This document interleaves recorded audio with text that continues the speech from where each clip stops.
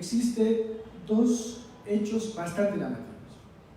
En general, vivimos y asistimos a una cada vez mayor evidencia social de despolitización de las relaciones sociales. Y a la vez también asistimos a una grave desideologización de las relaciones sociales. El siglo XXI, por consecuencia, pareciera ser que en general, quienes somos parte de la ciudadanía de nuestros pueblos, tenemos un trauma o una resistencia a hablar, y digo resistencia en un sentido contrario, de categorías como ideología o política. Quizás, en el caso de Bolivia, a partir de estas lógicas de dictadura que vivimos en la década del 70 y 80, o también a las frustraciones que en su momento se pudieron dar en ciertos momentos históricos del mundo, sobre filosofías e ideologías a la vez que terminaron derrumbándose y con ello generar un simbolismo de quiebre de una ideologización posible. Pero la ideología, al igual que la política, son necesarias cada vez más en la coyuntura de nuestros pueblos. Y la maestría de estudios artísticos no puede sustraerse a este paradigma de la desideologización o la despolitización. Al contrario, pienso yo que el arte juega un papel fundamental en la liberación de los pueblos. Y por tanto, no puede haber arte despolitizado, como tampoco puede haber arte desideologizado. Porque el artista, al hablar desde su subjetividad, toma posición frente al espacio público. Y muchas veces se ha perseguido, como pasa en la dictadura de América Latina, aún en democracia.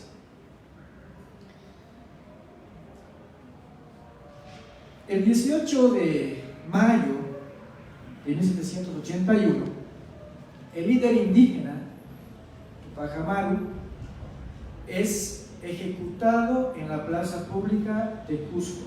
Cusco, hasta ese momento, al igual que lo que denominamos hoy Perú, compartía con Bolivia el denominativo de lo que hoy denominamos Bajo Perú y por tanto Bolivia como Alto Perú. De manera que históricamente, en el lapso de lo que me voy circunscribiendo, en 1781 hablamos de todo un territorio que se denominaba Perú. Y fíjense lo que resalta.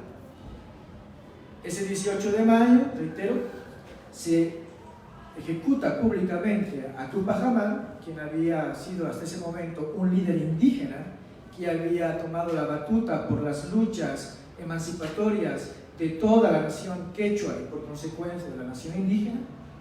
Se le obliga a ver la ejecución de su esposa y la ejecución de sus hijos.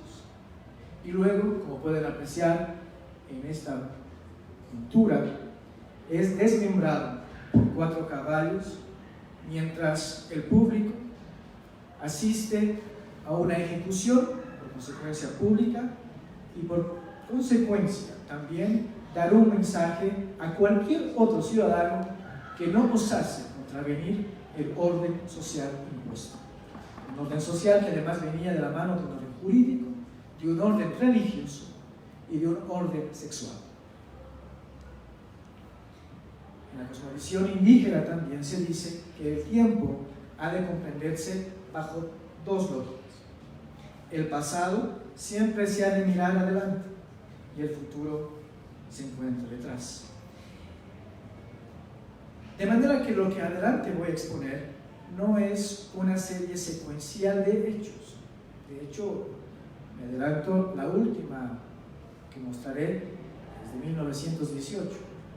E iré saltando porque considero que no solamente hemos de ir en una visión lineal de la historia, sino que también podemos retroceder e ir adelante. Esto es algo también transgresor para el tiempo de la filosofía occidental. El 10 de agosto del 2018 es asesinada la líder indígena, bueno, aquí hay un error, pero lo rectifico, muere asesinado el líder indígena Emiliano Troches Yonta, en Colombia. Él, hasta ese momento, se había desempeñado como líder fundamental en la Asociación de Cabildos Indígenas del Norte del Cauca. El 3 de marzo de 2016, Berta Cáceres, una defensora por el respeto a la madre tierra, es asesinada en su propia casa, ubicada en La Esperanza, en Honduras. Berta, que hasta ese momento había defendido la causa del respeto a su territorio ancestral y que además incluso le valió como consecuencia en 2015 que se le reconociese el premio medioambiental Goldman, había tomado una posición fundamental contra la imposición de hidroeléctricas que estaban destruyendo el territorio ancestral de la comunidad o nación indígena a la que pertenecía. De hecho, cabe destacar que Berta era parte de la nación Lenca. El 14 de marzo de 2018 es asesinada Marielle Franco, quien, siendo concejal de Río de Janeiro, y a quien tuve la oportunidad de conocer, salía de un evento que ella había organizado, titulado Jóvenes Negras Moviendo las Estructuras, y es interceptada, luego se sabrá, y muere con 5 balas en la cabeza. Mariela era lesbiana, era negra, era favelada, porque provenía de una favela, y era concejal del Partido Socialista. El 27 de marzo de 2012 muere, tras varios días de agonía, Daniel Zamudio, en Santiago de Chile. Daniel Zamudio era homosexual, y el 2 de marzo de 2012 es interceptado por 4 individuos presuntamente vinculados a una ideología neonazi, que lo torturan con profundas heridas en el cuerpo, le quiebran los pies y con cortes de botella le van generando signos neonazis, al igual que le queman cigarrillos en el cuerpo y le cortan parte de la oreja izquierda. La larga agonía de Daniel derivaría en su muerte, y el mensaje que nos dejaría Daniel es que también se puede morir no solamente por ser indígena, sino también por ser homosexual.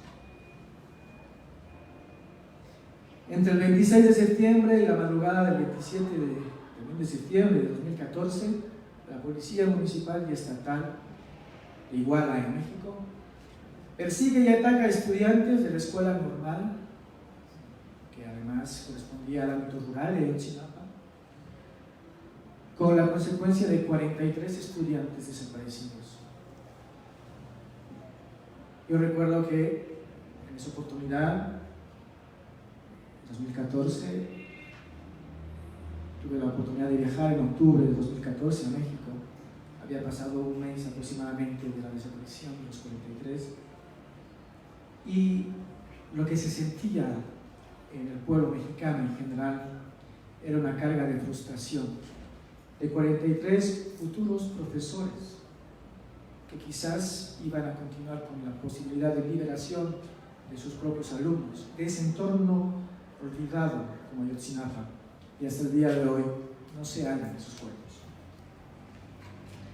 Entre los meses de enero y abril de 2000, en Cochabamba, Bolivia, se desarrolla la guerra del agua, debido a que en ese momento se pretende privatizar el servicio de agua potable, y la ciudadanía cochabambina se levanta, toma el espacio público, obligan a que se deseche el contrato de privatización y se haga lo que siempre debió pasar: reconocerse el agua como un derecho humano.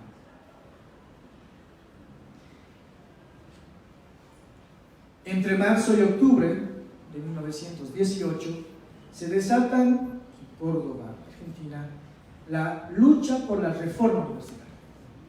Para quienes quizás no lo saben, este año, 2018, celebramos 100 años de la autonomía universitaria en América Latina. Una motivación también para el señor decano y la coordinadora de la maestría, para también quizás desde el ámbito de los estudios artísticos reflexionar qué ha implicado para América Latina y qué implica para la Universidad Distrital Francisco José de Caldas la autonomía. Muy importante en la línea de lo que hablábamos, de lo gratuito, de lo público y de lo laico. Estos ejemplos que he señalado me permiten, estimadas, a poder dialogar sobre esto que vengo a exponer ante ustedes: planteamientos teóricos y de praxis sobre una geopolítica del cuerpo. De manera que dividiré mi intervención en tres partes. La primera, respecto a la reflexión de qué es la geopolítica y qué elementos incorpora la geopolítica como tal. En una segunda parte, cuál es la relación posible de la geopolítica con el cuerpo. Y en una última y final parte, sobre una posibilidad de praxis desde una geopolítica del cuerpo. Para poder comenzar, es importante comprender que en la categoría de geopolítica existen dos subcategorías fundamentales que nos ayudan a dinamizar la reflexión respecto a lo que entendemos por este fenómeno universal. En la geopolítica, en efecto, sustraen conceptos como hegemonía, sistema mundo, territorio, territorialidad, dominación y control social. De manera que sobre estas 6 categorías que hacen la introducción de esta primera parte respecto a la geopolítica, me servirán para pasar a la segunda e intentar complementar esta mirada respecto al tema del cuerpo. ¿Qué hemos de entender entonces por hegemonía? Hegemonía ha de estar claramente vinculada con una posibilidad de dominación tanto de la existencia como de la trascendencia de todo lo posible descubierto o por descubrir. De esto se desprende entonces que la hegemonía deriva también inevitablemente en la búsqueda de la implantación de un sistema mundo. Sistema mundo, por consecuencia, por cuanto y en tanto se encuentran supeditadas a estas las instituciones sociales, las relaciones cotidianas entre sujetos, el espacio público, el espacio privado, y no solamente esto, sino que además se buscarán formas creativas para que el sistema mundo halle un mayor control masivo sobre todos aquellos otros aspectos en los que posiblemente surjan disidencia, anormalidades o alteraciones a aquello que se procura imponer. Territorio es también una delimitación geográfica y la territorialidad, que es importante diferenciar, basa fundamentalmente en la capacidad de jurisprudencia respecto a esta geografía. Vuelvo a repetir, para que exista territorialidad es necesario que exista jurisprudencia, es decir, tomar posesión de aquello. Si no existe la forma de tomar posesión o ejercer jurisprudencia, podemos hablar que existen territorios sin territorialidad. Pero cuando estos dos hechos de territorio y territorialidad se juntan en una lógica de sistema mundo, entonces sí es posible que la forma de hegemonía se va implantando de manera sistemática que permea la realidad cotidiana de los sujetos. Ahora bien, en el contexto de la geopolítica, también es importante que se pueda comprender que existen ciertas lógicas que van generando una mayor ampliación de esto que llamamos hegemonía y por consecuencia de un sistema mundo. En un primer momento, por ejemplo, se hablará de una superioridad tecnológica, en la medida de que este sistema mundo, que procura un ámbito de dominación universal, necesita de formas creativas que ratifiquen ese acto de dominación y ese acto de control. Una forma de tecnología, por ejemplo, podrá ser la ciencia. Una forma de tecnología de dominación podrá ser el derecho. Una forma de tecnología de dominación podrá ser la medicina o la biología, al igual que la sociología, la filosofía o cualquier otra forma del saber cotidiano. También, en esta lógica y mirada de la hegemonía, subsiste la necesidad del reordenamiento territorial. Y fíjense cuán importante es esto.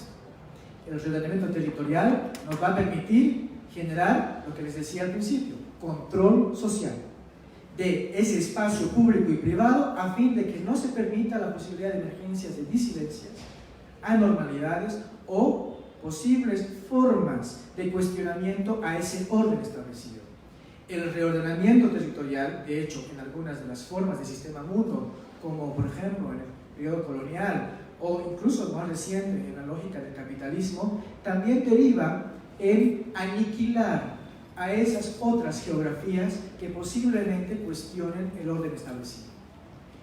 Y si reordenar se trata, pues pasará lo que pasa con muchos lugares donde se practica, por ejemplo, el fracking, hidrocarburos, o cuando se intenta someter un territorio ancestral, movilizar y remover a ese pueblo para llevarlo a otro lugar a costa de tener que destruir y expropiar aquello que en su momento es territorio ancestral.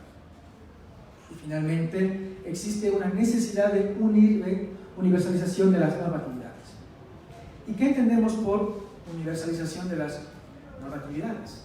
En el contexto de pensar que si yo quiero hegemonía, he de necesitar de brazos de acción que permitan a quien postula un sistema mundo a exigir que la dominación sea contundente y tajante.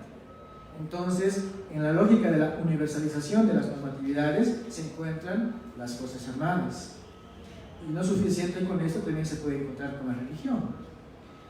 Es decir, con toda aquella lógica de fuerza que coercione al sujeto, sea individual o colectivo, para que acepte por las buenas o por las malas ese sistema mundo. Entonces, vuelvo a hacer una reminiscencia, existen tres elementos fundamentales para poder entender lo que podemos señalar como hegemonía. Primero, les decía, ¿para qué recuerdan? Una superioridad tecnológica. La segunda, un reordenamiento territorial. Y tercero, muy bien, una universalización de las normatividades. Muchas gracias. Estos tres criterios entonces derivarán en una búsqueda de hegemonía y por consecuencia en la implementación de un sistema mundo. Pregunta, porque no solamente es la posibilidad de que yo les pueda compartir esto, sino también que ustedes puedan retroalimentar. ¿Qué sistema mundo conocen ustedes? ¿Algún sistema mundo que conozcan? El capitalismo es un sistema mundo, en efecto. ¿Otro sistema mundo? La heterosexualidad podría ser una mirada desde lo normativo, también un sistema mundo. La colombianización. La colombianización, ¿cómo es eso? Pues sí, porque por ejemplo, los pueblos indígenas, las comunidades negras tuvieron un proceso de colombianización donde se implantó una hegemonía en detrimento de sus tradiciones. ¿No hablaríamos entonces de la colonización? Pero también colombianización porque se instauró una lengua, unos símbolos patrios, una religión. Interesante. Quisiera seguir reflexionando sobre esto en la segunda parte, porque no sé si me queda bien claro el tema de la colombianización, porque entonces tendríamos que hablar de una bolivianización o una peruanización, o yo me animaría a decir que más en términos de identificación con un Estado habría que hablar sobre el ejercicio de poder y por consecuencia me animaría a hablar de colonización. Pero no desmerezco esta propuesta, pero quisiera reflexionar en la segunda parte. Un momento, por favor, para que podamos dialogar. Entendiendo entonces sistema mundo, hegemonía, la necesidad de la desideologización que se predica en la posmodernidad, que yo sugiero que debe de haber una resistencia y de vuelta reideologizar las relaciones sociales, al igual que de vuelta politizar lo cotidiano, es que es necesario poder aterrizar en las lógicas del cuerpo. Todos los que estamos acá presentes tenemos un cuerpo, sea redundante. Pero en una lógica de geopolítica del cuerpo, se entenderá entonces que el territorio y sus fronteras es esto en el cual vivo y el cual yo soy. Por consecuencia, mi cuerpo es mi yo. Es un yo existente, es un yo trascendente. Pero un sistema mundo no me ve solamente como una forma de biología, o por consecuencia como una forma de vida, sino también me ve como un territorio sobre el cual puede ejercer control, sobre el cual puede ejercer dominio, sobre el cual puede ejercer un acto de opresión y de regulación de todo lo que integra este cuerpo.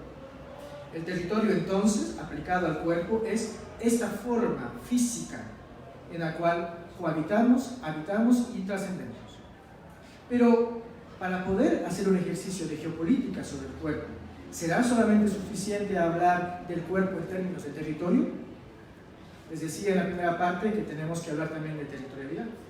Y por consecuencia, para que también exista una posibilidad de implantación de un sistema mundo, cualquier sistema mundo ha de lugar, o no lugar, a tomar posesión y jurisprudencia de este cuerpo para regularlo e incluso decir qué debe de hacer y qué no debe de hacer. Por esa razón, haciendo un paréntesis, aunque puede haber mucha controversia sobre el tema del aborto, y muchos nos pusimos la pañoleta verde recientemente, como solidaridad por lo que pasaba en Argentina, la reivindicación de la mujer de que su cuerpo es su decisión es una forma de resistencia a esta mirada que intenta considerar que el Estado o cierto sistema mundo, llámese patriarcal, puede tomar posesión y por tanto jurisprudencia de este cuerpo para decidir qué debe de hacer o qué no debe de hacer la mujer, dictadas bajo lógicas claramente hegemónicas. De igual manera, en el contexto de la heterosexualidad, si dejamos de lado la posibilidad de considerar la heterosexualidad solamente como una forma de atracción sexual y entenderla en términos políticos, derivará en una lógica de heteronormatividad por la cual una mayoría hegemónica dictará qué es y qué no es ese sujeto que se atreve a ser disidente o por consecuencia anormal y un peligro al orden social establecido respecto a la regulación de la sexualidad, al placer y al goce. Hasta este momento, entonces, pareciera ser que cuando hablamos de territorio y territorialidad, no es descabellado considerar, por consecuencia, ¿por qué el afán de querer regular a los cuerpos? El afán de regular a los cuerpos se da principalmente porque el cuerpo es el primer espacio político. Reitero, el cuerpo es el primer espacio político. Más allá de las ciencias, porque todos ahora estamos centrados los estudios corporales desde las diversas miradas, para la geopolítica queda claro que no solamente el cuerpo es esto, que yo denomino como un ente biológico, sino en la mirada de que se reconoce a esto como un territorio y procuraremos tomar territorialidad sobre ese cuerpo. En esta mirada de un sistema mundo como tal, hay que también considerar la necesidad de que muchas veces, para que un sistema mundo pueda subsistir de cara a una corporalidad, no solamente se ha de procurar mirar la necesidad de una existencia respecto a las relaciones cotidianas entre cuerpos, sino también se ha de buscar la forma de dominación respecto a la trascendencia. Una de las miradas más críticas que yo hago respecto, por ejemplo, al ámbito de la heteronormatividad es que, por ejemplo, incluso desde la propia heteronormatividad se generan textos sagrados, cosmogonías o cosmovisiones que procuran permanentemente incluso decir a esos otros cuerpos que son anormales que hay un más allá, incluso donde no van a ser reconocidos estos cuerpos. ¡Qué insolencia! Porque si la mayoría fuera homosexual, nuestro texto también sagrado nos hablaría de otra forma de creación mucho más divina, quizás con purpurinas, no sé, pero pensadas en también permitir que nuestra mayoría hegemónica se sienta cómoda incluso después de la trascendencia. Hay que entonces reconocer que incluso en la heterosexualidad existe un acto osado de procura de hegemonía que intenta regular cualquier forma de corporalidad que cuestione ese orden establecido por una mayoría que además se reconoce hegemónica porque no es la consecuencia de un momento histórico, sino la consecuencia permanente y persistente de una abarcabilidad de posibilidades. Dicho sea de paso, en la heterosexualidad no solamente pervive el ámbito de lo sagrado, también nos encontraremos con el ámbito del derecho, con el ámbito de la medicina, con el ámbito de la psiquiatría, con el ámbito de la psicología, y lo que podemos también decir respecto a la heterosexualidad como un ámbito normativo sobre las demás formas de diversidad sexual, también sucede respecto, como decía en un momento, sobre el cuerpo o la corporalidad de la mujer. De igual manera pasará sobre el tema del cuerpo y la corporalidad del indígena, de quien se reconoce como parte de una nación negra, como quien es parte de una nación marginada y excluida a lo largo de un periodo determinado colonial. Y también, en consecuencia, incluso sobre formas de salud como el hecho de vivir con VIH o SIDA, o vivir con cáncer. Todas estas formas responden siempre y permanentemente a una creación y recreación de sistemas mundos. Hasta aquí la segunda parte. Entonces, si entendemos que hay una hegemonía que permanentemente traspasa nuestras corporalidades, ¿por qué es necesario hablar de una praxis? Porque la praxis, hermanos y hermanas, y no lo digo en un sentido de prédica pastoral, sino de una prédica indígena, si se quiere, en el sentido de que yo reconozco a ti como alguien que me complementa y somos parte de la misma comunidad, por tanto eres mi hermano o mi bro. Se necesita, por consecuencia, unir la reflexión teórica con la capacidad de la acción. No es posible que en una lógica de geopolítica de lo corporal nos quedemos simplemente en una redundancia teórica olvidando el espacio de lo práctico, que cuando une la teoría deriva en praxis. La praxis, para las corrientes más ortodoxas, como por ejemplo la que plantea Gramsci, es esta capacidad de fusionar la teoría con la práctica. Pero la praxis en el contexto de América Latina necesariamente responde a los mismos cánones y prácticas de América Latina. Yo les puedo decir que recuerdo que una vez cuando me encontraba en Europa, un filósofo, de manera un poco, ¿cómo le llamaría? Para ser un poco más políticamente correcto.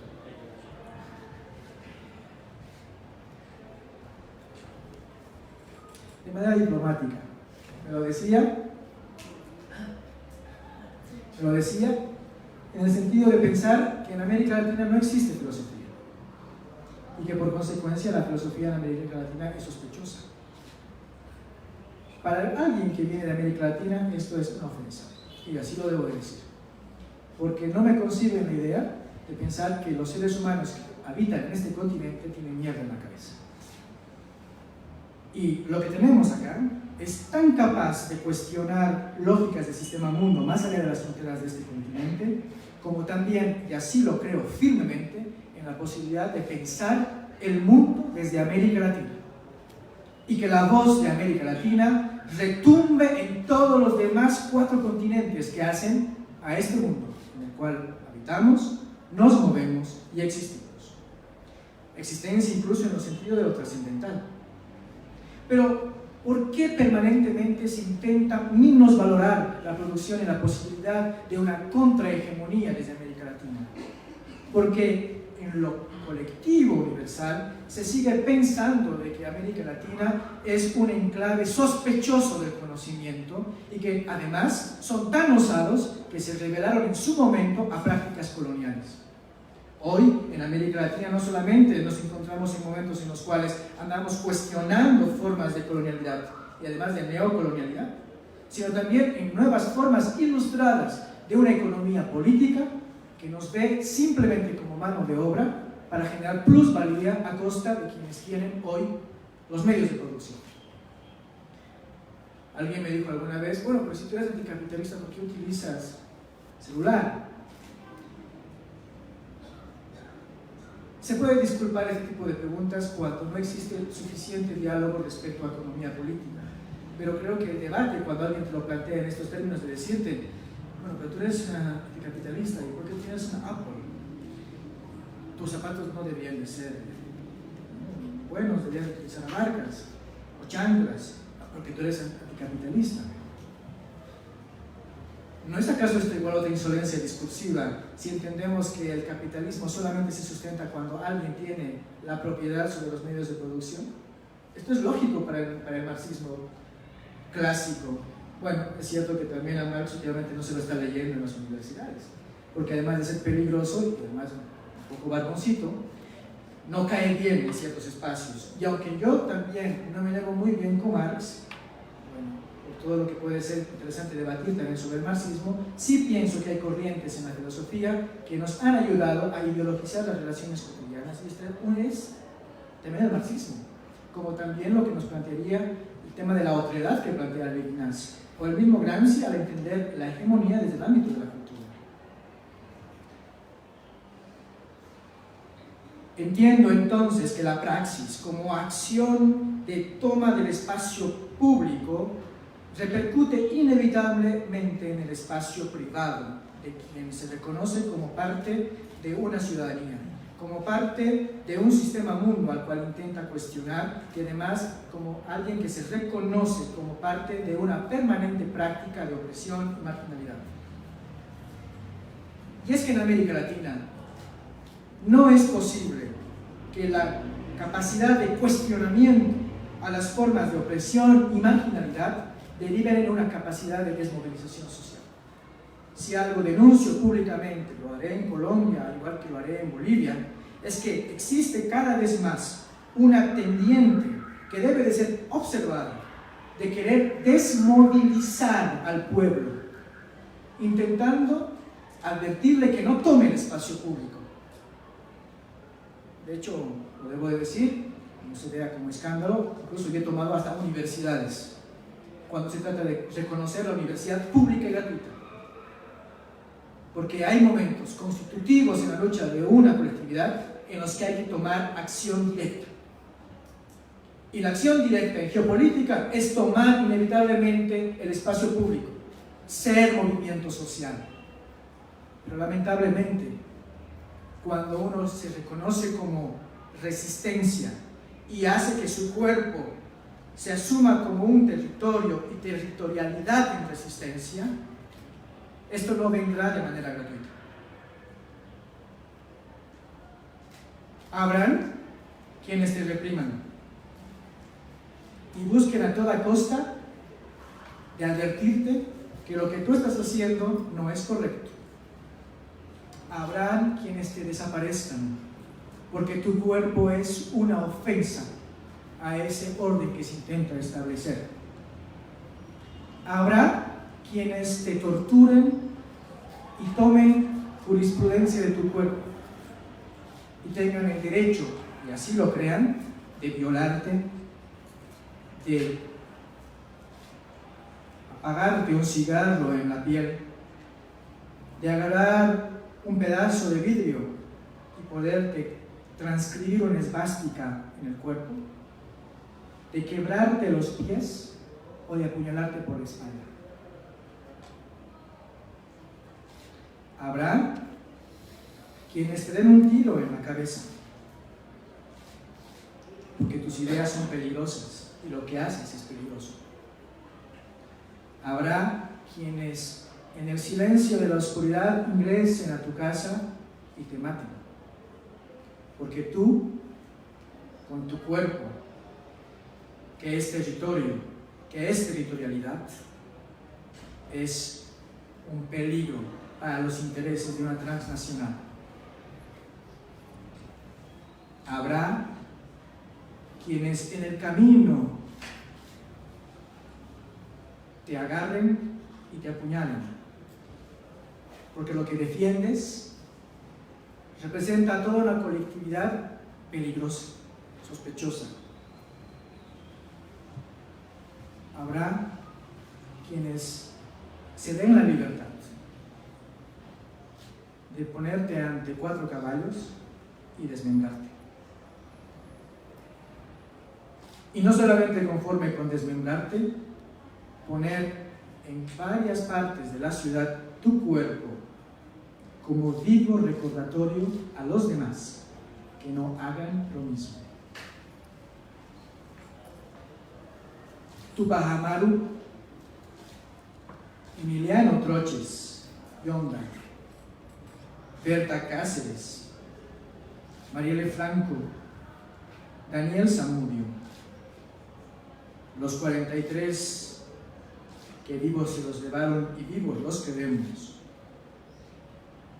aquellos que pusieron el cuerpo para que se desprivatice el derecho al agua, y aquellos que pusieron el cuerpo para que hoy la Universidad de América Latina sea pública, gratuita, tuvieron que entregar su cuerpo como acción, como espacio desde el cual ese territorio se constituyese en resistencia frente a una práctica de opresión, frente a una práctica de marginación, frente a un sistema mundo que nos dice que hay cuerpos que valen y que hay cuerpos que no valen, frente a un sistema mundo que piensa que hay cuerpos que pueden ser aniquilados y otros cuerpos que pueden ser privilegiados, frente a sistemas mundo que nos consideran generadores de plusvalía a costa de la necesidad de depredar a nuestra propia madre tierra.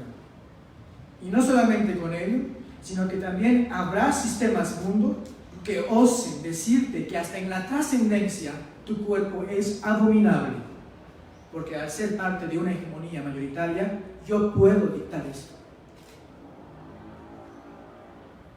Entonces, ¿será necesario en América Latina hablar de una geopolítica desde el cuerpo? Sí, porque América Latina tiene una historia común, más allá de las fronteras de nuestros países, creadas circunstancialmente. Porque hoy la universidad pública tiene algo que decir a los millones de latinoamericanos que viven en condición de opresión y marginalidad. Y por consecuencia la universidad pública hoy tiene que salir igual a las calles, a denunciar las grandes injusticias y sumarse a las luchas colectivas por ese otro mundo posible, por ese otro mundo donde quepan otros mundos. Y finalizo con esto, porque he calculado parte del tiempo. El cuerpo no solamente se ha de entender desde esta mirada neoliberal, de que el cuerpo es un ente único e irrepetible. Una forma también de resistirse al neoliberalismo es también comprender que debemos reivindicar el cuerpo colectivo, que es ese espacio donde cohabita este cuerpo individual y que reconoce a este otro como una alteridad que puede ser revelación para mi vida en la búsqueda de una causa que nos una. Puedo ser maricón, puedo ser negro, puedo ser indígena, pero cuando lucho por el movimiento negro, cuando estoy luchando por el movimiento indígena, cuando me pongo la pañoleta verde, aunque no sea biológicamente mujer, lo hago consciente porque hay formas de sistemas mundo que traspasan prácticas de opresión y marginalidad que también me repercuten. Porque este otro, que es travesti, que es indígena, que es negro, que es obrero, que es campesino y al cual también me están matando, ese que toma el arma e interviene y quiere tomar jurisprudencia de mi cuerpo y se da la libertad de verme como su territorialidad, debe de entender que esto que es mi cuerpo es un territorio en resistencia, no solamente como individualidad, sino como colectividad. Y aquí viene la motivación para la maestría de estudios artísticos. El arte siempre será por consecuencia revolucionario. Todo arte es revolucionario. No encuentro ningún arte, por muy reciente que fuese, de pensarlo en una sustracción de neutralidad. En el momento en el cual el arte toma posición sobre la subjetividad del artista, en ese momento igual existe una posición política respecto a lo que se dice o lo que se quiere hacer. Y en América Latina espero que cada vez exista más arte que nos permita desarrollar la conciencia social, más teatro que se presente a la injusticia de aquellos gobiernos corruptos o aquellos gobiernos que matan y aniquilan a su pueblo, y lo más chistoso, que el propio gobernador asista a la obra y se ría de sus propias cagadas que hace. Y sobre todo, no olvidarnos que aunque haya gobiernos neoliberales, estos jamás lograrán imponer su hegemonía, porque somos hijos e hijas de un pueblo latinoamericano que se ha resistido durante décadas y siglos al sometimiento y a la opresión. Mujeres, negros, indios, cholas, llámenlo de diferente manera, quienes viven con VIH, discapacitados, travestis, gays, homosexuales, maricones, tortas, tortilleras, areperas, etc., académicos, somos parte de una comunidad. ¿Nos reconocemos o no nos reconocemos parte de ella? Finalmente, mientras digo estas palabras, estoy consciente que cada día se van matando a más líderes campesinos, que se van matando a más compañeras travestis, que cada vez más mujeres mueren por abortos clandestinos frente a un gobierno en América Latina que les dice que su cuerpo le pertenece al Estado, que más negros y negras tienen que resistir desde la danza, para poder buscar espacios donde se sientan libres. Esto es América Latina. Entonces, la geopolítica del cuerpo se hace más importante cada vez más, porque no hemos de olvidar la necesidad de repolitizar nuestras relaciones sociales, el arte, la ciencia, la academia, y hemos de volver a ideologizar lo que yo decía en algún ensayo, esa utopía posible. Y aunque no podamos vivir viendo esa utopía concreta, vaya que vale la pena morir por ella. Muchas gracias.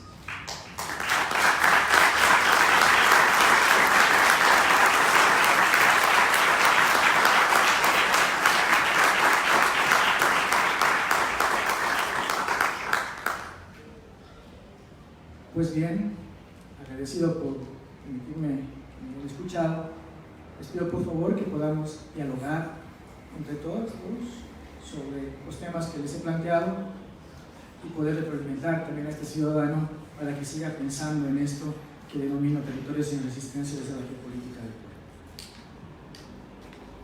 ¿Algunas intervenciones? Yo quisiera aclarar el comentario. Un momento, por favor. ¿Cuál es su nombre? Francisco. Un momento, por favor. Hagamos un orden, estimado Alejandro, ¿te parece? Para que podamos tomar apuntes. ¿Quién más, por favor, quiere tomar? Compañera, ¿cuál es su nombre? Jimena. ¿Quién más? La pequeña compañero, ¿cuál es su nombre? David. ¿Quién más? Isidro. Hagamos una primera ronda, luego tomar apunte para la segunda ronda, por favor. Dígame. Siempre es más rico la segunda parte. Francisco. Con relación al comentario que hice, que me miró como una duda, ¿en qué sentido hablo de colonialización? Primero pienso que Colombia es un país donde habitan muchas cosmovisiones, muchas posibilidades del mundo, pero que esas posibilidades del mundo son desconocidas sistemáticamente por una idea de Estado-Nación hegemónico, que obviamente pues hace parte desde el nacimiento de la nación con los criollos y con la falsa historia del nacimiento de nuestra nación, donde por ejemplo los negros, el papel de los negros en la liberación de nuestra patria se ha desconocido.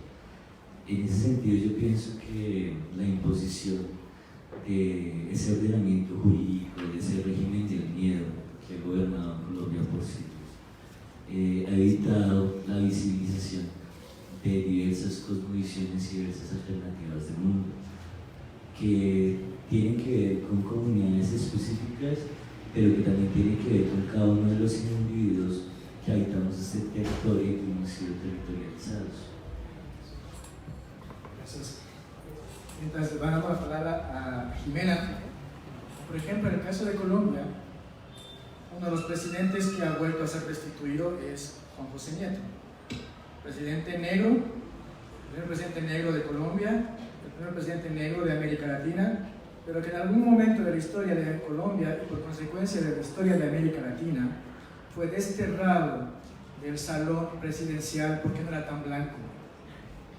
Ahora a Juan José Nieto se lo ha restituido en el lugar que le correspondía y que siempre debió estar ahí. Pero, y aquí viene también algo que podríamos dialogar, ¿será que la circunstancia del destierro de la fotografía o pintura de Juan José Nieto fue circunstancial o respondía a un hecho estructural de un sistema mundo donde también la negritud afea el Estado? ¿Será que los negros hoy en América Latina y en Colombia todavía gozan de los mismos derechos que le corresponde a cualquier otro ciudadano o ciudadana? Y antes de ceder la palabra a Jimena, quiero hacer una puntualización. No sé si aquí en Colombia utilizan la palabra quilombo. ¿La utilizan? Bueno, los bolivianos y los argentinos lo utilizamos mucho, ¿no? Esto es un quilombo. Pero les voy a contar un poco esto. El quilombo, en el periodo colonial, era una especie de reserva en el que los negros que lograban escapar al yugo español se adentraban en la selva y para poder subsistir generaban pequeñas células colectivas, sociales. Aquí le doy más paréntesis, en el caso de Brasil, Bolivia, y además parte del Paraguay, serían los quilombos. Esos espacios geográficos, territorio, donde se genera resistencia y además el negro, la negra, procura mantener su tradición, su lengua, su danza, su sexualidad, para evitar terminar proscritos en el olvido de la colonia. Muchas veces utilizamos tan licenciadamente en Bolivia, ¿no? Esto es un quilombo. No todo es un quilombo. Además, son los negros y negras los que tendrían que resignificar hoy los quilombos, incluso en el ámbito urbano. De aquí, después de Bogotá, pasaría a Barranquilla. Y espero conocer algún quilombo que se esté haciendo en Barranquilla, que haya, a fin de que podamos reconocernos también como ciudadanos en negritud. Porque incluso aquellos que buscaron blanqueamiento de Juan José Nieto tenían algo negro en el cuerpo. Jimena. Bueno, en primer lugar, agradecerte por estar aquí, por pensar de estos temas que combinan la relación entre cuerpo y sociedad. Yo tengo una pregunta muy puntual y es con respecto a la praxis. Me llama mucho la atención cómo se entiende el cuerpo como un territorio y cómo podríamos hacer unas cartografías desde estas discusiones que pues, hay en América Latina muy actuales. Yo entiendo lo que puedo entender de la charla es que llevamos a la praxis estas reflexiones desde la movilización social, ¿sí? Digamos que eso es lo que entiendo, combinando la teoría y la práctica, pero yo tengo la inquietud, ¿cómo hay otras maneras? Y eso fue un poco lo que me motivó a venir a este espacio, es esas herramientas que podemos construir desde el arte para generar las geopolíticas del cuerpo y cómo a través de disciplinas artísticas, otras formas artísticas podemos llevarlo a cabo en la praxis.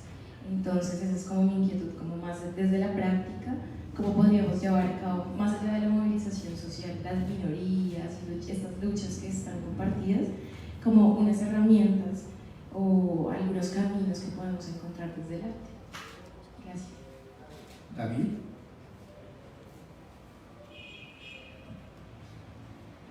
Pues me uno al agradecimiento, digamos que me parece interesantísimo el hecho de pensar el cuerpo como el primer espacio político, y eso me hace pensar pues en Colombia, me hace pensar de un dicho colombiano que tenemos, no sé si será solo colombiano o también latino, que es que la lengua se la azote del culo.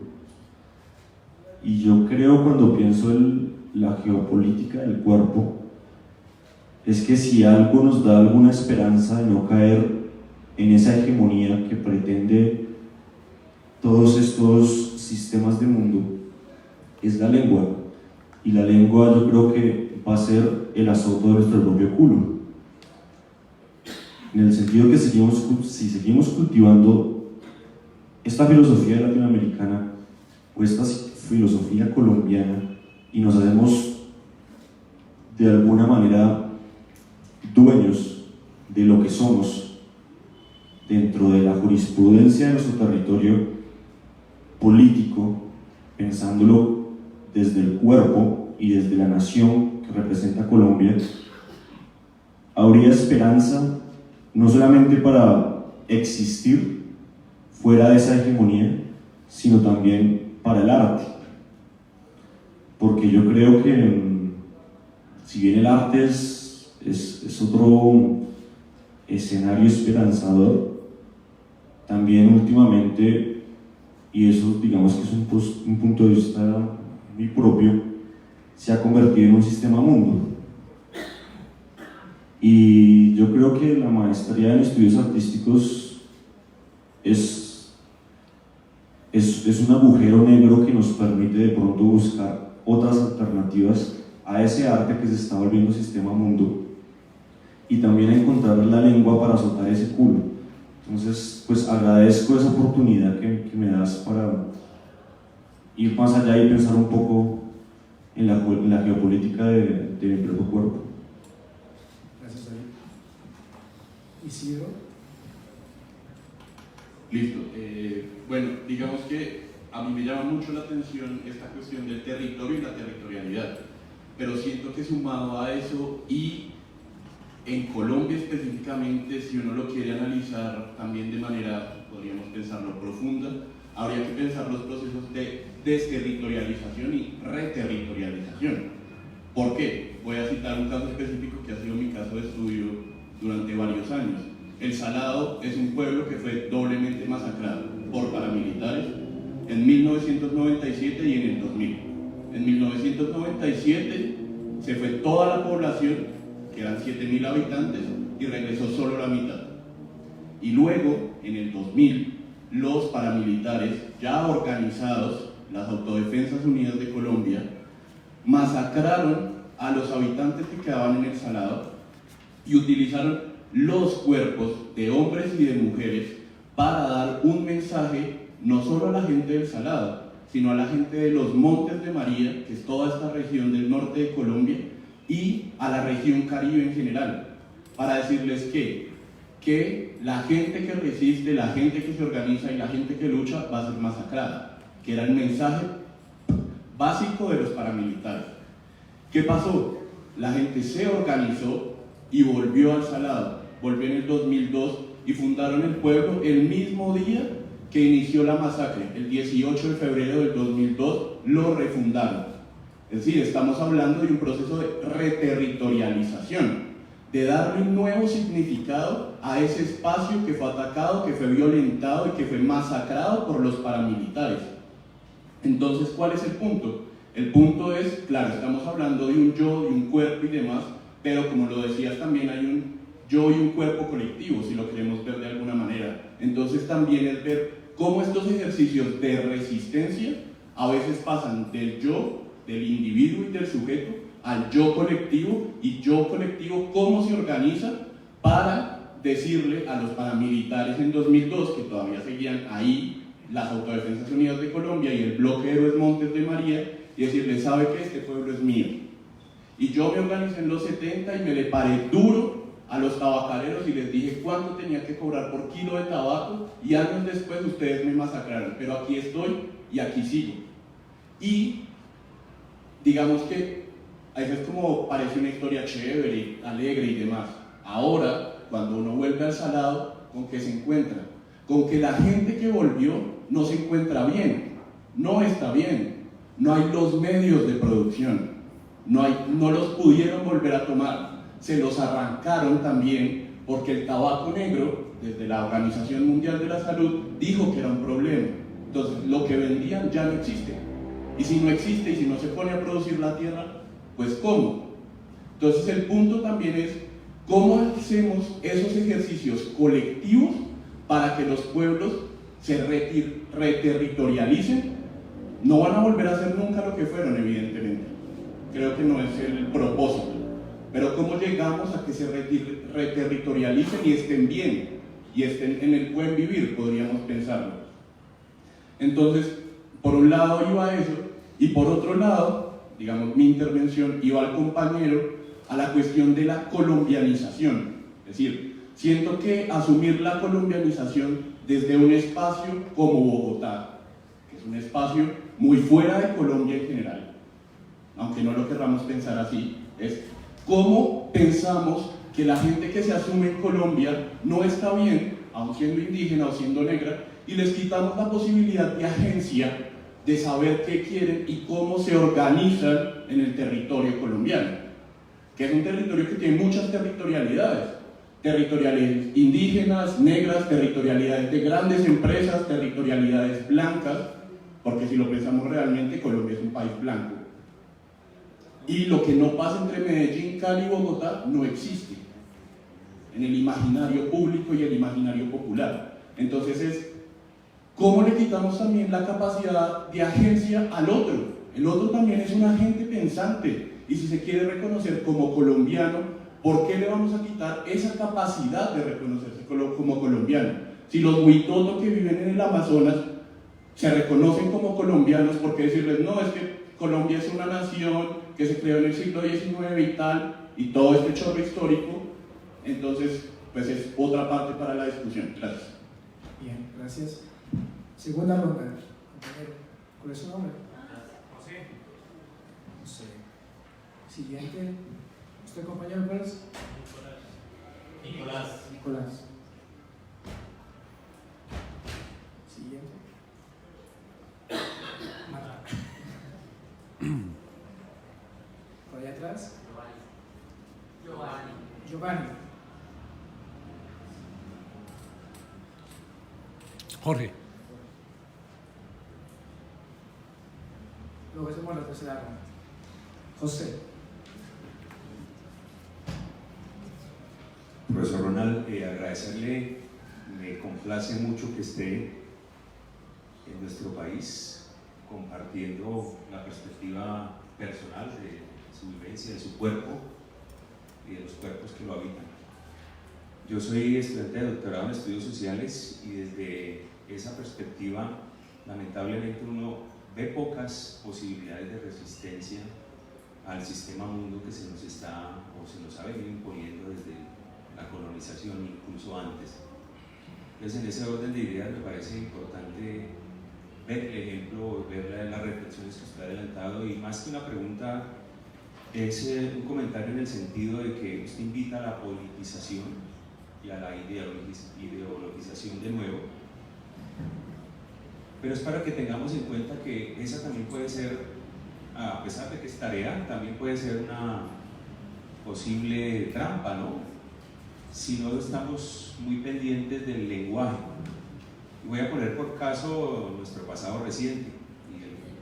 A propósito de politizar, por ejemplo, las religiones han entrado a la política y han hecho un ejercicio de mezclar religión con política, y desde ahí, por ejemplo, desde su perspectiva, politizar lo que Dios manda como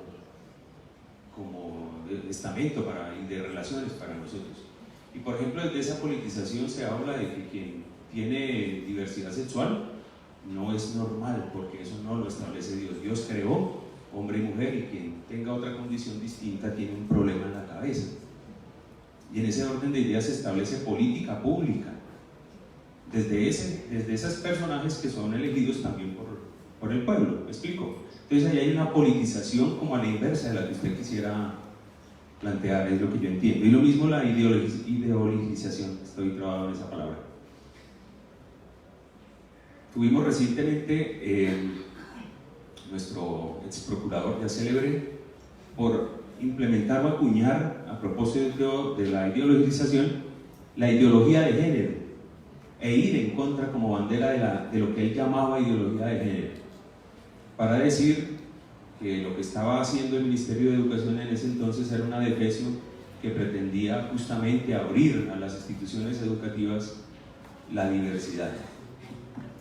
Entonces, repito, no es una pregunta, es esa precaución con el lenguaje, y no sé si, no lo mencionó usted, pero digamos que para mí es una cosa clave que se hace desde la educación, se hace desde el arte,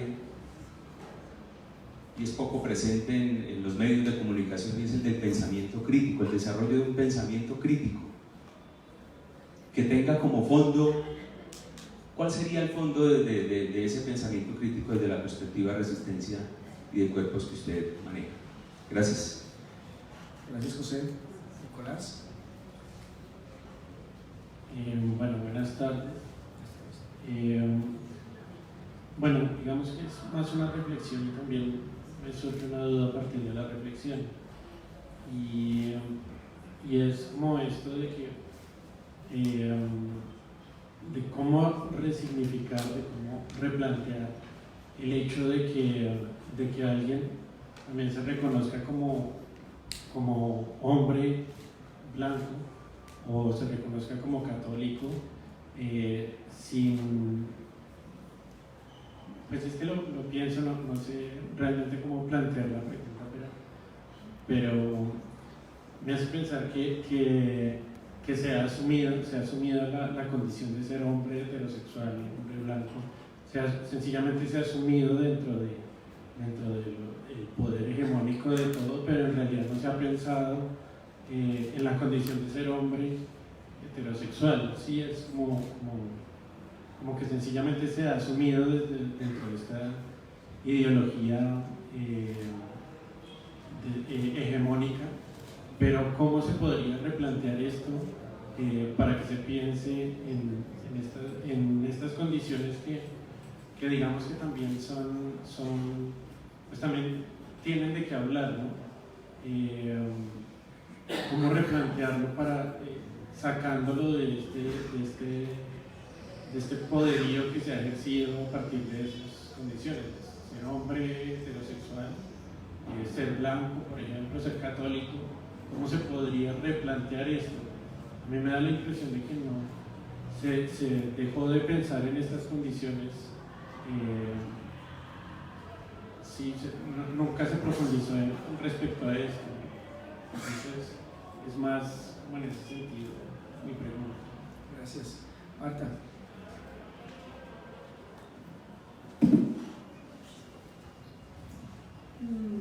Quería, a partir de una conversación que tuvimos esta tarde, ver si es posible que nos comparta un poco como la reflexión y la experiencia de lo que significa ser o de asumir la diversidad sexual desde la ancestralidad en una ciudad como Sucre, en Bolivia.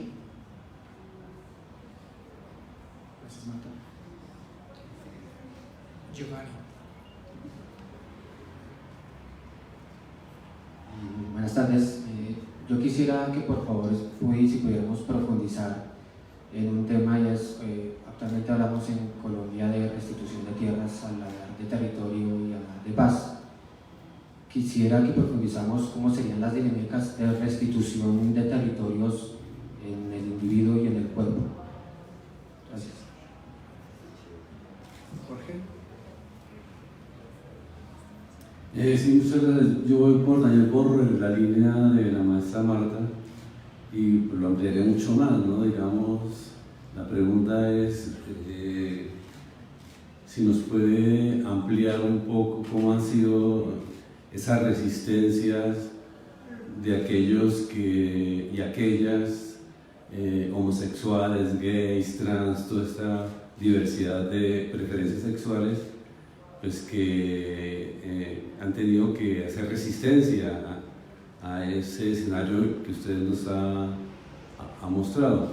Es decir, ¿qué se está haciendo? Usted conoce ampliamente esto, nos pudiera ampliar, dar herramientas para comprender mejor lo que estamos haciendo aquí en Colombia y en Bogotá para buscar posicionarnos políticamente frente a esos discursos hegemónicos que, como decía Alanis hace 8 días en el Centro de Memoria, no somos posibles, nosotros no somos posibles dentro de este régimen que usted muy bien ha descrito. Bueno, si es que después de una tercera ronda quisiera responder a todos en general para que estemos en una clave de diálogo. Sobre el planteamiento que hacías, Francisco, sobre el asunto que va vinculado a esta mirada del Estado-Nación, me animaría a decir que hay muchos lugares de geografía en América Latina que muy bien podrían reconstituirse en estados plurinacionales. Bolivia lo ha hecho, nos hemos sacado, disculpen la palabra, la mierda para hacerlo. Hemos votado a un presidente que ahora se encuentra en Estados Unidos, donde lo va a hacer.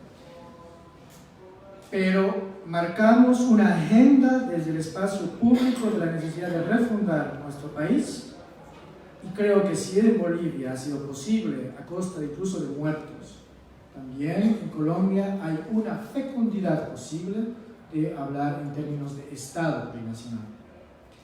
En México igual lo he dicho, en México igual existe, y alguien me dice, pero no me decía el país, me dice, pero no creo que aquí sea posible porque hemos casi matado y aniquilado a todos los indígenas que teníamos. Y la pregunta es, ¿y tú cómo te identificas? No, es que yo no soy indígena porque yo no soy pues moreno, yo soy blanco. Ah, o sea que el asunto del indígena pasa por el color de la piel. Señores, esto es una paja mental. Es una paja mental. El asunto del racismo es un asunto político, pero no es un asunto biológico. Y alguien te dice, no, es que yo no soy indígena porque, bueno, mis antepasados, sí, pero la biología suficientemente nos ha demostrado que incluso cuando llegaron los primeros seres humanos a este continente y lo habitan, venían de otras geografías del mundo. Si tuviéramos que ir más atrás, todos aquí tendríamos que pedir nacionalidad en África, porque en efecto, los seres humanos tienen su origen como tal en África, y aquí todos tenemos algo de africanos. Pero el querer desligarse a partir del color de la piel de la identidad, me parece que es una forma también de tendiente neocolonial de hacer lo posible, porque incluso la ciudadanía actual destierre cualquier rastro de posible identidad indígena o negritud, porque eso es sospechoso. ¿Cuántos Juan José Nietos existen en Colombia? Yo les aseguro que hay varios. Entonces, me animo a decir con toda modestia y humildad, porque tampoco mi intención es que se considere como una receta lo que digo, considero que en Colombia existe una fecundidad posible para un Estado plurinacional, en la medida de que el colombiano y colombiana se reconozcan como parte de identidades proscritas, identidades marginales, que sí viven y que cohabitan.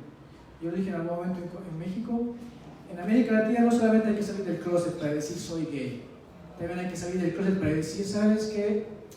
Hermano, te voy a contar algo, espero que no te ofendas, ¿no?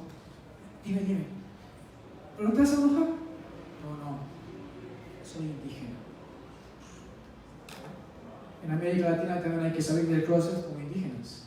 Y muchos de acá son indígenas, aunque no lo quieran. Y no porque tengan el color blanco digan, no, es que no soy indígena, porque lo moreno es indígena. ¿Qué culpa tienes tú que algún sacerdote alemán haya ido a la comunidad a esparcir las semillas de Dios y hoy tú tengas ojos verdes?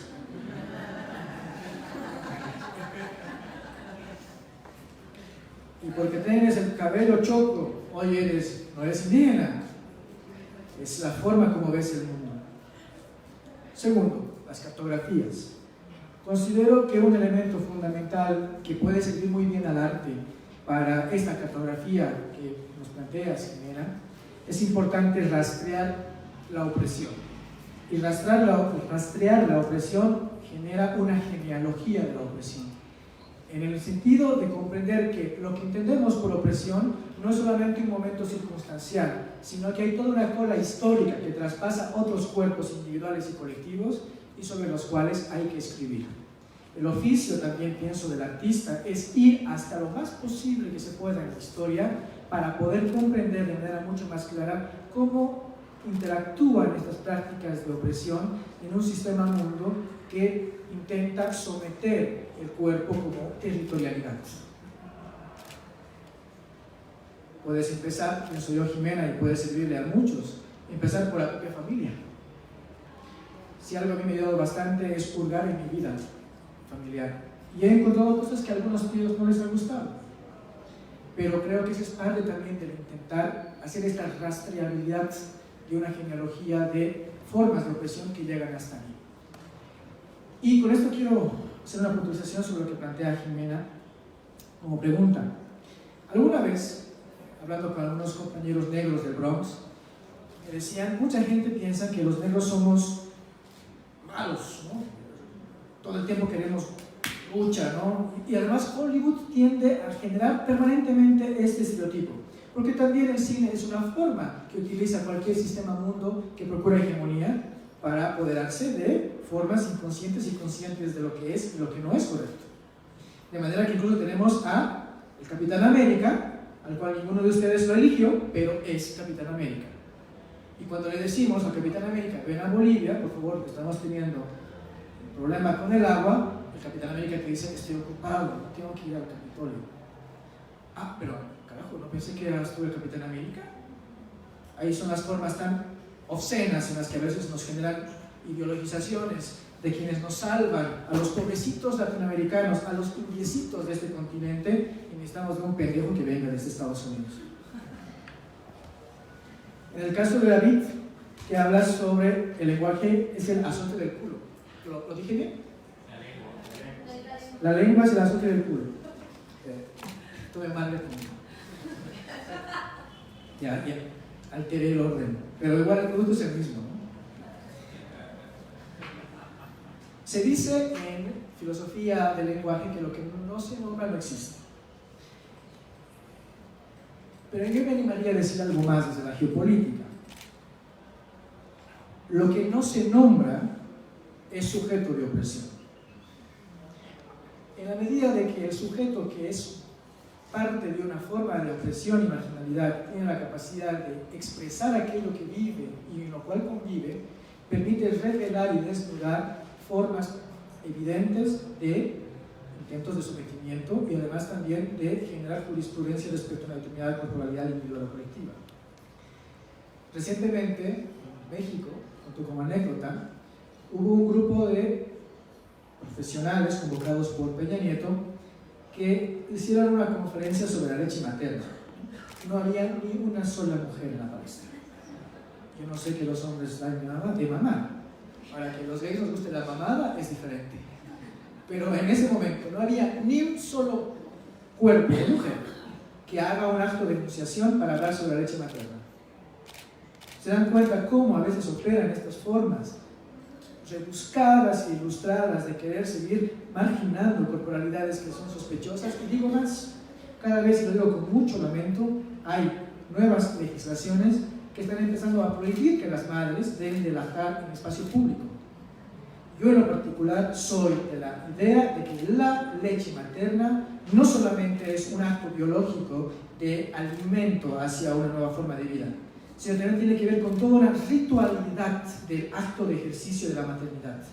Y si a un hombre o a otra mujer le da escándalo de ver un chucho en la calle, pues tienes dos opciones: o te quedas y lo disfrutas, o te vas.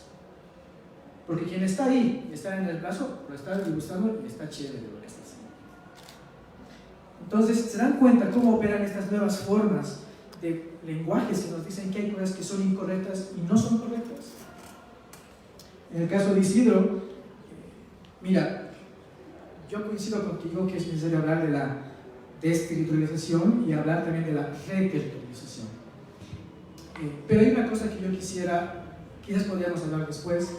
Normalmente cuando un colectivo reterritorializa un espacio del cual fue proscrito o retirado, normalmente los estados, o en este caso en Colombia el Estado-Nación, procura vengarse y por tanto dejar que vuelvan al espacio, pero ahorcarlos de otras maneras o de otros mecanismos que no se parece ser neocoloniales, pero que lo siguen siendo, porque la intención es aniquilar a ese otro.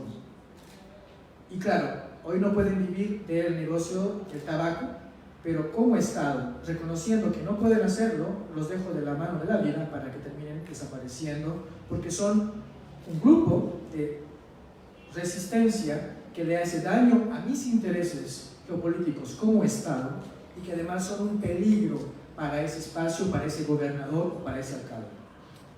Lamentablemente, y lo debo decir con toda franqueza, también es cierto que hay algunos activistas y algunos líderes que se comportan como alcahuetes de estas prácticas de hegemonización. Se lo podemos permitir a la derecha, pero a la izquierda, me parece que la izquierda, si hace esto, es mucho más honrado que se vaya al frente. Con el caso de lo que planteabas, José, sobre el asunto de la trampa de la ideologización o la desideologización. Creo, hermano, que una de las cosas que podríamos aprender en general de todos los procesos que tenemos en América Latina es que no hay que desmerecer la posibilidad de la ideologización o la desideologización como un fenómeno que necesita el siglo XXI. Yo pienso que más bien una forma de alerta para poder entender si lo que yo planteo como ideología puede ser propositiva es no entrar en ámbitos en el que mi ideología intente imponerse al otro. O lo que es peor, intentar creer que yo desde mi ideología tengo el derecho de tu cuerpo y por tanto puedo imponerte mis criterios. Y como no te puedo convencer por la razón, te mato. No sé si eso pasa en América Latina en general, pero pienso que si en algunos momentos se da esto en América Latina es porque hay una frustración de algunas ideologías que al no poder ser atractivas intentan destruir y aniquilar y matar territorios, siendo cuerpos individuales o colectivos. Pero hay algo que yo quiero decir sobre el caso, por ejemplo, lo que planteaban sobre el asunto de la ideología de género, que lo han debido escuchar, ¿no? Contrario a lo que muchos activistas piensan, yo sí estoy de acuerdo con hablar de la ideología de género. Lo voy a plantear bien, ¿no? Porque me digan, ¿qué está diciendo? Encima el maricón iba a decir eso. Lo planteo en los siguientes términos. He dicho permanentemente que yo creo que hay que ideologizar las relaciones cotidianas y que hay que repolitizar las relaciones cotidianas entre los seres humanos. ¿Por qué le tenemos tanto pavor los activistas de la diversidad sexual a hablar de la ideología de género, cuando más bien lo que estamos haciendo los que somos parte de la diversidad sexual es una contraideología? Hay una ideología hegemónica que durante miles de años se fue imponiendo como sistema mundo en la cotidianidad de los cuerpos individuales y colectivos, y hoy esa misma mayoría nos ataca a nosotros de una ideología de género cuando son ellos las que por más de miles de años nos han metido su propia ideología a nosotros. Desde el color rosa, de lo que tiene que ser un hombre, de lo que es una mujer, etc. Y las religiones han operado a favor de ello. Y sus textos sagrados también. Como el simple hecho de decirle de que la mujer es inferior al hombre y es segunda en todo, como lo plantea San Pablo en la carta a los Corintios. Entonces, ¿se dan cuenta? ¿Y será que Pablo hablaba por inspiración divina? Y le dijo a Dios, mira, tiene que ir con el velo cubierto, ¿no, Pablo? O sea, que se ve feo, que la mujer esté... O que pues, si menstrua no puede entrar al templo. ¿Será que desde la religión cristiana es posible creer que ha habido una revelación divina que le ha dicho a este ciudadano, varón encima, que es lo que debe de hacer una mujer? Y qué coincidencia que Dios no se revela a las mujeres. ¿A qué pendejo? Y solamente prefiere varones para revelarse. ¿No? Una de dos, posiblemente Dios es homosexual y le gustan los hombres, o es misógeno y le dan terror las vaginas. Pero se dan cuenta cómo hay algo que a veces naturalizamos incluso en las religiones, a nivel de los textos sagrados, de pensar que hay formas ilustradas de decir quién es o quién no es igual a mí. Por consecuencia, yo creo en una religión también liberadora. Y creo que en América Latina en su momento hubo una religión o una teología liberadora que habría que retomar, porque las buenas prácticas siempre son buenas replicarlas permanentemente. Marta, hablábamos hoy día sobre la identidad ewa. Es cultural, es ewa. Cultural, ¿no? Cuando yo salí del closet, aunque no utilizo mucho la palabra closet porque algunos ni ropero tenemos, pero y peor si somos estudiantes, ¿no? O sea, ahí no hay ni ropero. Para mi familia representó un conflicto no tanto mi orientación sexual, sino el asunto de la identidad cultural, por toda la relación histórica de relación vinculada con una nación indígena. De hecho, en Bolivia, más del 60% de bolivianos nos reconocemos como indígenas, pertenecientes a una nación específica, y hay más de 36 naciones indígenas en Bolivia. Entonces, para mi familia representó un conflicto que me obligó a hurgar en esta historia, lo que podríamos decir, Jimena, en esta cartografía de la opresión, y me encontré con que antes del periodo prehispánico habían identidades sexuales que tenían un estatus especial en la comunidad. Hoy uno puede recurrir al diccionario y encuentra la palabra ewa igual a homosexual, pero esta es una traducción inadecuada, forzada y que parte de una nueva forma de neocolonización de querer reconceptualizar las palabras. Ewa no tiene traducción, como muchas palabras o modismos colombianos. Pero si tuviéramos que hacer un esfuerzo de lo que significa ewa, sería la misma identidad de los dos espíritus que se encuentran presentes en Norteamérica o en otras partes de este continente. Es decir, una persona que dentro de sí habitan y cohabitan dos espíritus, lo femenino y lo masculino, y que por tanto la comunidad, es decir, ese espacio colectivo, lo reconoce como alguien especial y le da un estatus, de manera que este ewa es femenino y a la vez es masculino.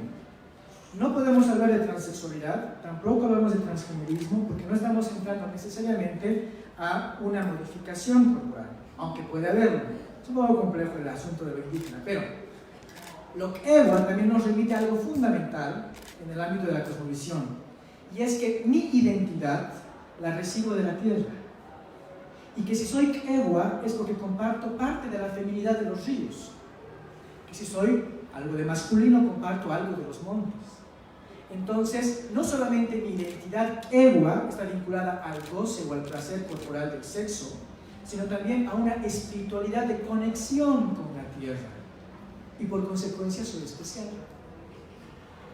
Soy alguien que adquiere un estatus en la comunidad, no porque, o sea, soy Ewa y mírenme como soy Ewa, sino es el reconocimiento de la comunidad que dice, este es alguien especial, pero no especial como anormal, sino es alguien que de todos los demás se diferencia y que hay que darle un estatus especial.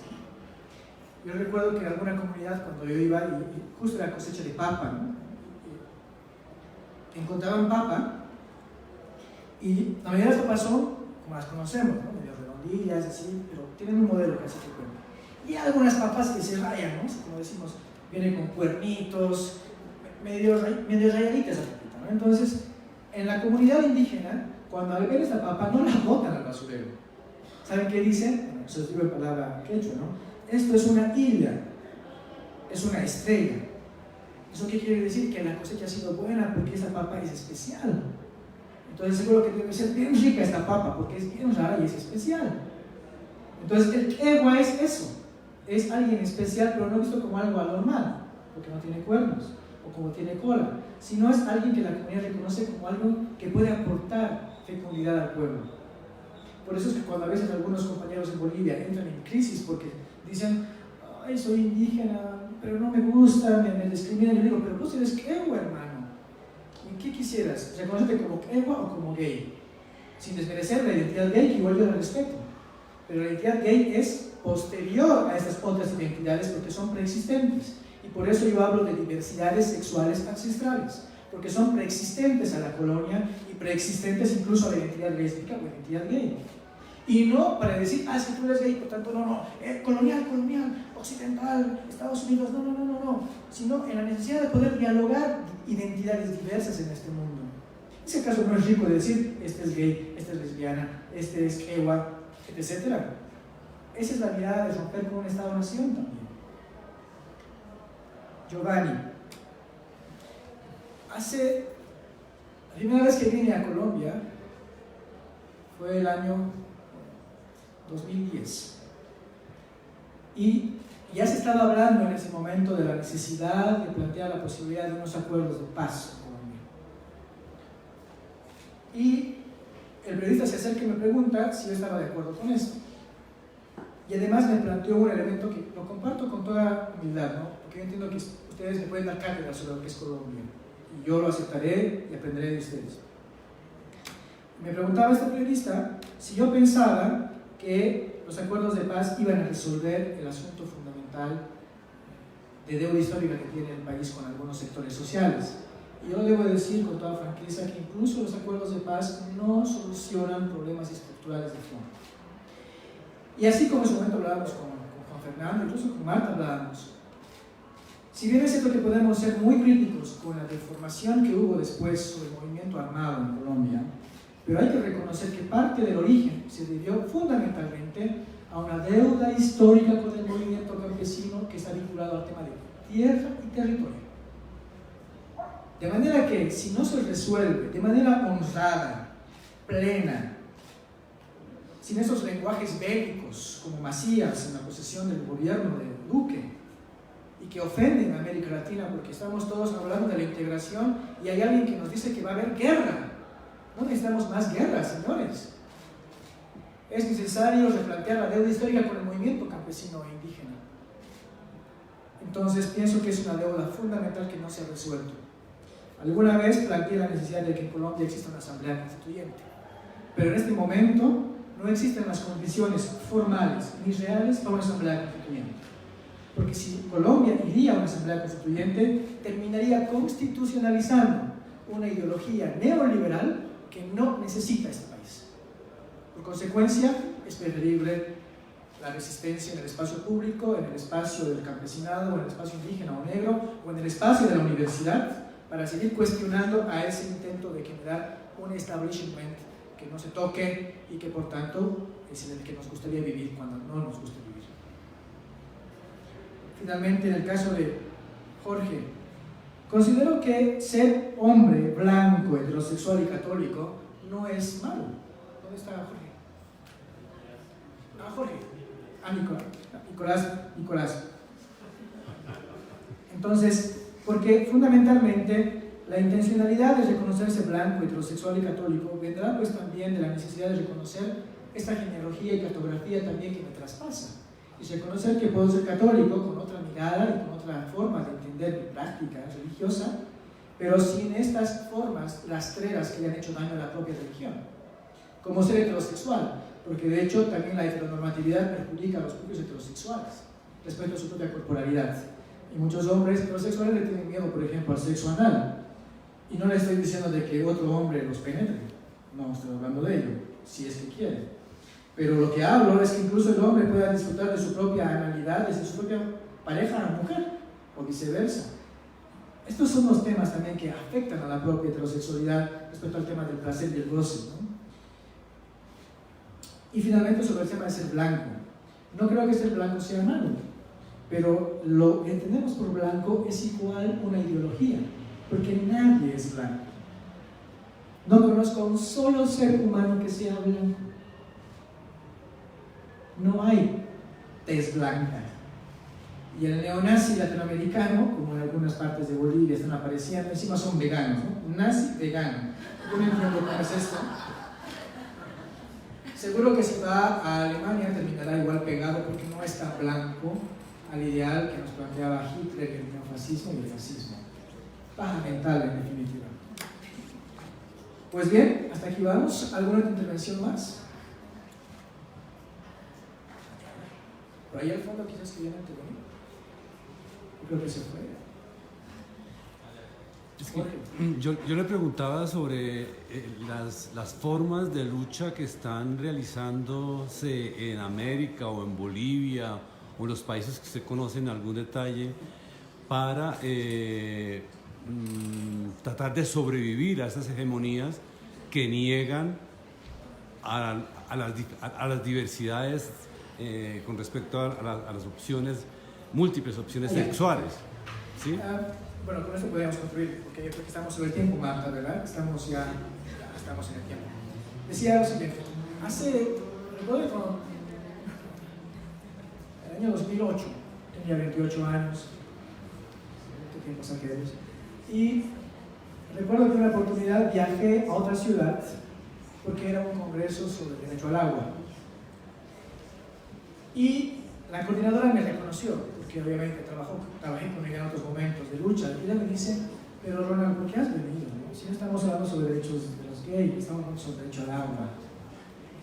Y yo le digo, pero a ver, hermano, le digo, si el día de mañana el agua que consume mi comunidad está contaminada, sea gay o no sea gay, igual voy a cagar.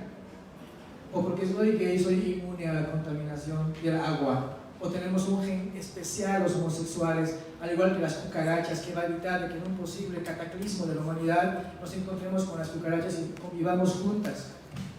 ¿Se dan cuenta de este tipo de tonteras ideológicas? Y al final, pues falta que nos digan, y se casarán las cucarachas con los homosexuales, porque no habrá más especie, ¿no? No sé, pues eso sucederá, no me preocupa, porque yo no voy a vivir el año 3000, yo soy hijo del siglo XXI y del siglo XX. No tengo una bola de cristal que me diga que va a ser en el siglo XXII, ni me preocupa, se los diré, porque cada uno es hijo de su tiempo y de su historia. Y en ese sentido, hermano, yo pienso que las luchas que en América Latina hoy estamos teniendo, en México, lo acabo de ver, lo estoy viendo en Paraguay, lo acabo de ver en el Perú, y también lo estoy viendo en Brasil, y en general en todos los demás países que hacen parte de este continente, es que, primero, la tecnología ha ayudado bastante a desnudar las prácticas de opresión. Antes, una muerte de un campesino o de un líder indígena, como por ejemplo, vean todas estas noticias. Lo de Emiliano, lo de Berta, lo de Mariel, lo de Daniel, lo de los 43 de Ayotzinapa, al igual que la guerra del agua, no hubiera llegado de ida y vuelta a otras latitudes del mundo si no hubiera sido gracias a la tecnología. Hoy el que oprime, el que margina, tiene que pensarlo 2 veces porque lo que hace no quedará ya impune. Y ningún gobierno neoliberal hoy va a implantar sus políticas, por muy neoliberales que sean, o bendecidas por cierta religión o cierto grupo religioso, a costa de pensar que no se va a saber lo que hace en este continente. De manera que lo que está pasando hoy, Jorge, en el tema de la diversidad sexual, es que también estamos entrando en la necesidad de tomar el espacio público. Pero permíteme ser crítico, y con esto quiero concluir. No quita por eso de lado también pensar que hay un asunto que traspasa y es el asunto de la lucha de clases. Porque así como hemos de defender el reconocimiento y el derecho al goce y al placer de todos los cuerpos en igualdad de condiciones, también estoy consciente que hay cuerpos privilegiados, de homosexuales que también son ricos, de homosexuales que ratifican las condiciones de poder y de opresión. Y si hablamos de un escenario de resistencia, sin negar mi identidad, también iré contra aquellos homosexuales que propongan ideas liberales. Porque este es un asunto de lucha de clases.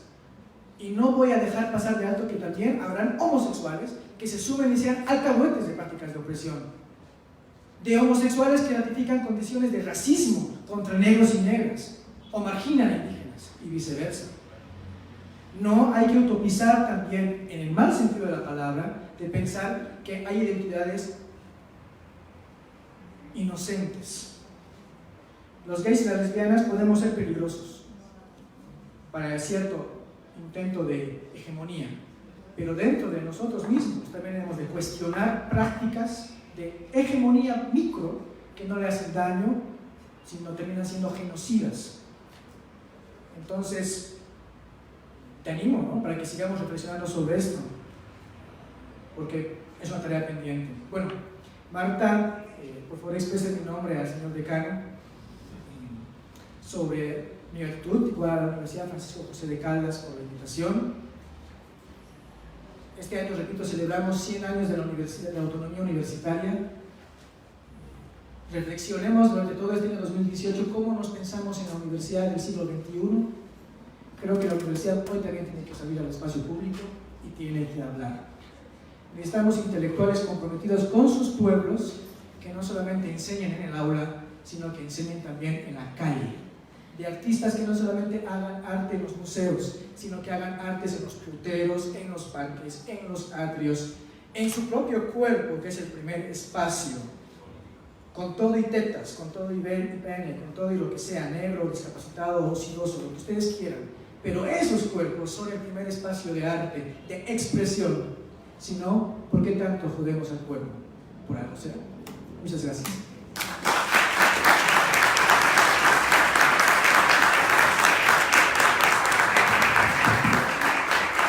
Muchas gracias.